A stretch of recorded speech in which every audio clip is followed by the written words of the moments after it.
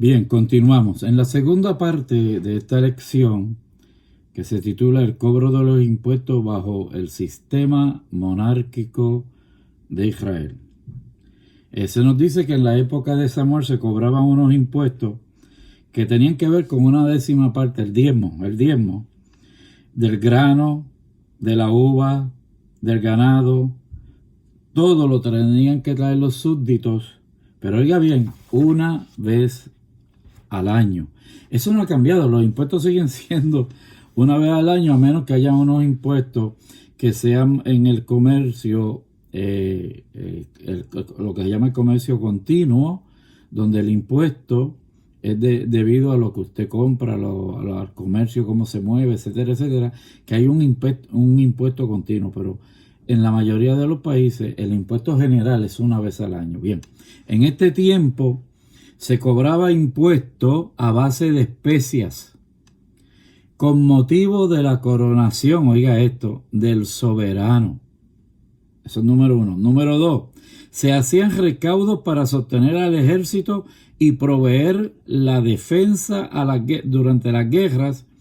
Y número tres, los pueblos vencidos tenían que pagar tributos al pueblo vencedor, convirtiéndose en vasallos, por no decir en esclavos políticos perennes, mientras el pueblo vencedor los tuviera bajo sus garras. Interesante, ¿verdad? Número 4. Bajo el sistema monárquico también se establecieron impuestos sobre las operaciones comerciales. Oiga, esta gente estaban al día, estaban bastante adelantados los siglos, o todos los reyes y todos los gobernantes del mundo se dieron cuenta que esta era una manera de ser sostenidos. Las operaciones comerciales. El rey David impuso impuestos a los estados vasallos y disponía de estos tributos para sostener diversas operaciones realizadas por su gobierno. 5. Cuando su hijo Salomón ocupó el poder, este cargó al pueblo con muchos impuestos que se negó a derogar, y con ello causó cisma nacional, que no es otra cosa que una división. Esto trajo como consecuencia que las tribus del norte se separaron de las tribus del sur, y eso fue nefasto en la historia de Israel. Interesante. Se habla aquí solo de los impuestos, pero acuérdese de que Salomón cometió una serie de fallas humanas a la misma vez que tenía una sabiduría extraordinaria para escribir. En otras palabras, no hay nadie perfecto en la tierra, por más que se intente decirlo, no lo hay. Este cisma trajo unas consecuencias fatales, y lo vamos a ver en el siguiente tema, que se llama censos, vasallaje y tributo a naciones extranjeras. Salmanasar, el rey de los asirios. Unos son sirios y otros son asirios. Siria existe todavía como nación. Asiria perdió ser nación, pero eso no quiere decir que los asirios no existan. Hay millones de asirios en el mundo, repartidos, conocen su lengua, conocen su cultura, se comunican, están en diferentes países, mayormente en el oriente, y existen todavía. Ok, pero el imperio, con el rey Salmanasar, impuso grandes tributos a Israel. Esto hace que el rey de aquel entonces, o sea, que era uno de los reyes que la Biblia llama malo, 3 veces malo, 7 veces malo, se rebeló contra Siria y salió perdiendo. Los asirios destruyeron todo su paso y se llevaron cautivos a todos los habitantes de Israel, el reino del norte, y repoblaron la tierra con extranjeros. Esto es una estrategia militar, sépalo. repoblaron la tierra con extranjeros. Como consecuencia, todo lo que era el reino del norte se mezcló con extranjeros a tal grado que eran mayoría, y de ahí surgen los famosos samaritanos de Samaria. Samaria era el reino del norte, Damasco, su ciudad principal, queda hecha una multiplicidad de naciones. La mayoría, bueno, todas eran así, la mayoría paganas, la mayoría alejadas de Dios en todo el sentido de la palabra, practicando todo lo que era malo. Esto es lo que trae el rechazo de las tribus del sur por muchos años y siglos a Samaria. Hasta que con la historia ustedes saben qué pasó con las tribus del sur, de las tribus del norte, fueron desapareciendo a tal grado que todavía las están buscando porque se cree que están en diferentes países del mundo.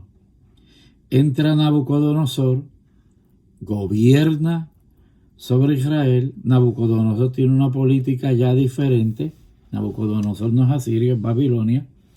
Y al entrar, Nabucodonosor lo que hace es que extrae de Israel lo mejorcito, los nobles, los inteligentes, la gente de la realeza, etc., y se los lleva para su país, y en vez de esclavizarlos, los pone a trabajar, los pone a que se hagan parte de la sociedad babilónica y que crezcan y que según sus capacidades puedan tener negocios, puedan florecer, etcétera, etcétera. Esto es lo que comúnmente se llama la diáspora. Pero tanto en Babilonia había que dar impuestos, como los que quedaban acá en el reino del sur tenían que dar impuestos. O sea, no se escapaban. Lo único que Babilonia era menos aterradora con los impuestos, que fue como lo fue Asiria contra Israel.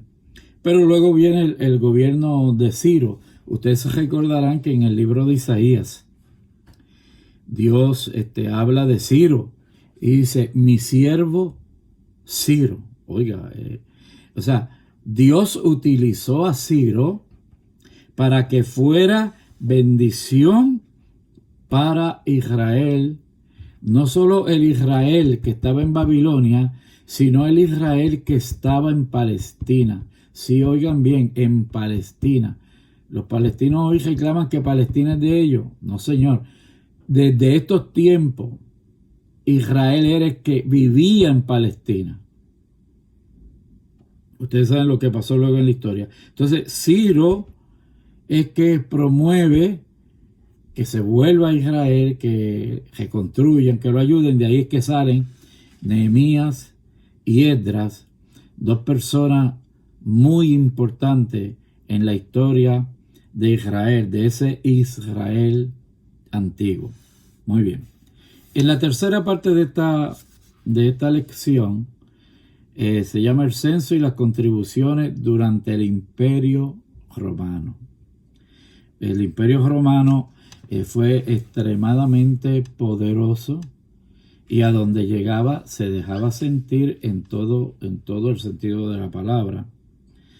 Y el Imperio Romano logró cubrir áreas de Europa, de lo que hoy es Europa, cubrir áreas de lo que es hoy Turquía, que luego se convirtió en el Imperio Otomano, de cubrir muchas áreas del mundo, y a todas esas áreas les impuso impuestos. Es que eran la forma de ellos pagar los gastos de guerra, pero de ellos hacer que otras naciones sostuvieran el gobierno y el Imperio Romano a través de los impuestos. En Israel se dio lo siguiente. En Israel pues se dio el caso de que unos conocidos publicanos que eran elegidos por los gobernantes de turno como Pilato, Herodes, etc. Estos vendían, los romanos vendían a los publicanos la exclusiva oportunidad de recaudar impuestos de un territorio a cambio de una cantidad fija que ellos debían entregar a Roma. ¿Qué hacían los publicanos? Le entregaban la cantidad fija a Roma. Por decir, $100. Ellos le entregaban $100 que les tocaba recaudar. Pero ellos habían recaudado 150, 200, 300, porque la otra parte, ellas se los cobraban al pueblo. Por eso los publicanos eran tan odiados, porque los publicanos, siendo del pueblo judío, eran a la misma vez, eran recaudadores de impuestos para el imperio. Eso era traición, pero a la misma vez robaban para ellos mismos y lucrarse, viviendo muy bien, haciendo todo tipo de mal ante el pueblo. Ahí es que llegamos a la segunda parte de esta sección, que dice quiénes deben pagar las contribuciones y la respuesta de Jesús.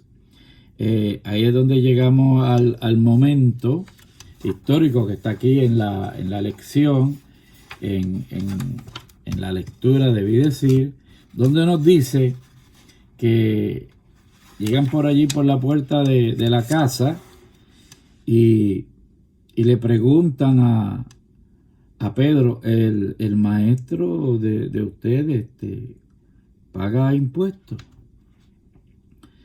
porque ellos querían saber si Jesús pagaba impuestos o no pagaba. Algunos opinan que esto era parte de la persecución para ver cómo atrapaban a Jesús en alguna falla. Otros no opinan igual. Otros dicen que era simplemente dos cobradores de impuestos que están preguntando sanamente si los que están ahí están pagando impuestos, sí o no. El impuesto que había que pagar, pues, era dracma, ¿verdad? Las 2 dracmas por cada persona. Y la pregunta era, ¿vuestro maestro no paga las 2 dracmas? Pedro le dijo, sí. Entonces, cuando llega a Jesús, Jesús le dice, ¿qué te parece, Simón? Los reyes de la tierra, ¿de quiénes cobran los tributos o los impuestos? ¿De los hijos o de los extranjeros? Aquí la palabra del Señor en la versión 60 dice de los extraños. Lo correcto es decir de los extranjeros. Acuérdense que la historia que les hemos narrado es que los imperios, cuando entraban, le cobraban impuestos a los extranjeros. Y era la mayor recaudación de ingresos, porque una nación, poder gobernar 20 o 30 naciones, crearla bajo su yugo imperial, recaudaba grandes sumas de dinero. Entonces Pedro le respondió, bueno, de los extraños, de los extranjeros. Jesús le dijo, luego los hijos están exentos. Dándose a entender y dando a entender Pedro, dando a entender Jesucristo, ningún rey le va a cobrar impuestos a sus hijos. Ni él va a pagar impuestos. Él no puede pagar impuestos. Sus hijos no pueden pagar impuestos. En otras versiones de la Biblia no dice hijos, dice sus súbditos, ¿verdad? Esa camada de personas que trabajan de cerca, que están en el palacio. Entonces, sin embargo, dice Jesús, para no ofenderles, ve al mar, echarle anzuelo, el primer pez que saque, tómalo, al abrirle la boca y harás un estatero, dáselo por ti, por mí. El estatero era una moneda de 17 gramos de plata. Su valor hoy es entre 8 y 9 dólares. Y el estatero valía más o menos 4 dracmas. O sea, ellos están pidiendo que Jesús pague el impuesto 2 dracmas. Y Jesús, por medio de un milagro extraordinario, hace ir a Pedro al mar, un lugar súper conocido para Pedro y un lugar muy natural para Pedro. Y allí Pedro hace lo siguiente, pesca, y allí aparece el estatero, 4 dracmas, 2 de Pedro y 2 de Jesús. Algunos dirían, bueno, pagó 4, pagó por adelantado Jesús, porque a quien le estaban cobrando el impuesto era Jesús. Dicho sea de paso, algunos pueden opinar, bueno, quizás era que ellos ya sabían que Pedro lo pagaba. pero no sabían de Jesús. Y Jesús dice, hay que cumplir. De ahí es que viene entonces la otra parte de la Biblia, cuando otros, para buscar cómo agajar a Jesús infragante, y le preguntan, ¿es lícito dar tributo al César, impuesto al César? ¿Qué es César? Roma. Mostrarme la moneda de tributo, le dice Jesús. Y ellos le presentaron un denario.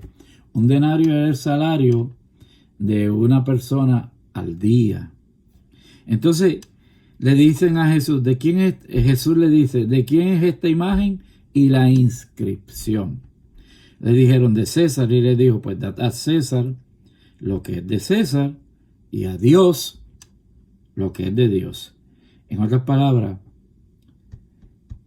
hay que pagar impuestos. ¿Quiénes deben de pagar impuestos? Todos los seres humanos. Esa es la pregunta clave en la lección 7 que tenemos ante nuestra consideración. Jesús nunca iba a decir, desobedezcamos el sistema de gobierno actual, yo vengo a establecer un nuevo orden mundial, vamos a quitar estos impuestos, vamos a declararnos en unos revolucionarios. Jesús establece con el estaktero, que son 2 dracmas. Las 2 dracmas en la equivalencia romana era igual que 2 denarios, que era el trabajo de un campesino por 2 días. Entonces, Jesús establece que como norma de vida, ser parte de ser cristiano, hay que pagar impuestos. Nos duela o no nos duela, te guste o no te guste, tienes que pagar impuestos. Porque esa es la normativa de la vida para hacer lo correcto. Entonces, ¿qué sucede? Les voy a añadir algo más. El diezmo se establece desde Melquisedec para acá. Si ustedes notan, los reyes de Israel cobran un diezmo de todo tipo de especias. No de especies. Las especies son animales, etcétera, etcétera. Lo que se cobra es de especias. Y se establece un diezmo.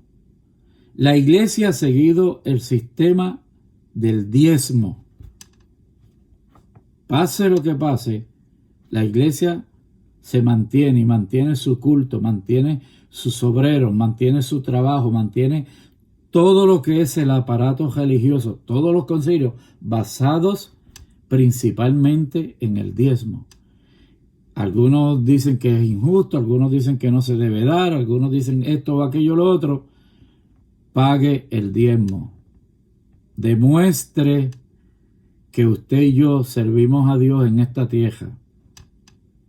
Depositamos el diezmo a la iglesia, que eso sería en la equivalencia al impuesto del rescate, que es como dice la palabra, Dios en Malaquías, probadme en esto.